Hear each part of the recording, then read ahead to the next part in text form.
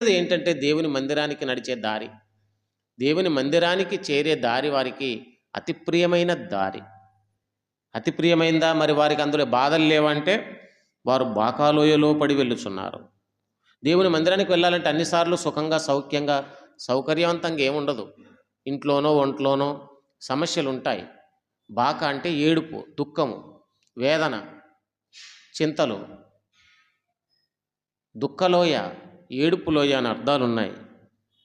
వాళ్ళు ఏడుస్తూనే వాళ్ళ బాధలను, ఓవైపు బాధలు ఉన్నప్పటికీ, ఇంటి నిండా ఒంటి నిండా సమస్యలు ఉన్నప్పటికీ, ఆ బాకాలోయలో పడి వారు వెళ్ళుతూనే ఉన్నారు. వారు బాకాలోయలో పడి వెళ్ళుచు దాన్ని జలమయముగా చేయుచున్నారు. దాన్ని సంతోషభరితంగా మార్చుకోగలుగుతున్నారు. వారి యొక్క వేదన ఎంతో ఎంతో కాలం, ఎంతోసేపు ఉండడం లేదు. వారు సియోనుకు వెళ్ళేంత వరకు ఈ బాధలు వారిని వెంబడిస్తున్నాయి, కానీ తర్వాత అదేమీ వారికి కనబడడం లేదు. తొలకరి వాన దాన్ని దీవెనలతో కప్పుతుంది. నానాటికి బలాభివృద్ధి నొందుచు ప్రయాణం చేస్తున్నారు.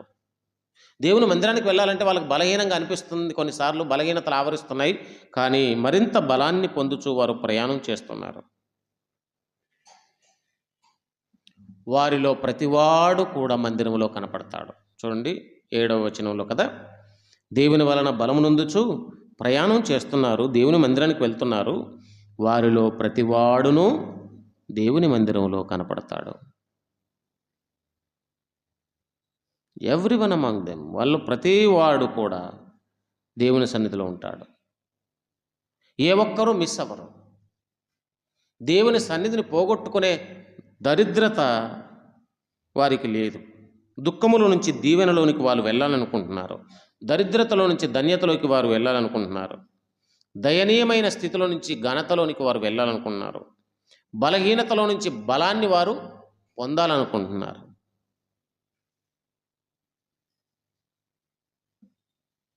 వారిలో ప్రతివాడు ఆయన సన్నిధిని కనపడతాడు.